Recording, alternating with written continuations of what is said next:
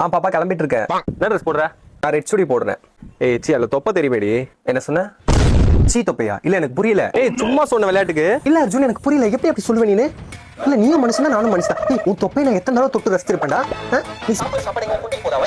எனக்கு வயித்துக்கு தானே போவோம். உனக்கு இருக்கிறத விட தொப்பனா அப்ப எனக்கு அப்ப நான் என்ன பண்றது நானு? இல்ல எனக்கு ஆசையா தொப்பை வச்சுக்கணும்னு. பசங்க தொப்பையா நாங்க பெருசா கண்டுக்கிறது கிடையாது. பாப்பா சும்மா நினைக்கிறேன். ஆனா பொண்ணுங்களுக்கு தொப்பை இருந்தா மட்டும் ஐயோ தொப்பை இருக்குன்றது. இல்ல நான் என்ன சிம்ரன் எப்பவுமே இழுத்து பிடிச்சிக்கிறதுக்கு. இல்ல எனக்கு ஆசையா.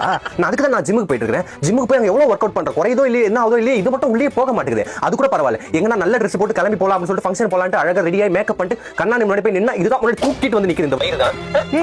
வயிறு பெருசா இருந்தா சீன்னு சொல்லுவேன் நீ. அப்போ அர்ஜுன் அப்போ உனக்கு எனக்கு கல்யாணம் ஆனதுக்கு அப்புறமா எனக்கு நான் பிரெக்னன்ட் ஆகி நிக்கிறேன். அப்ப பாப்பா வயித்துல இருக்கப்போ வயிறு பெருசா இருக்கிறத பார்த்து சீன் சொல்வியா?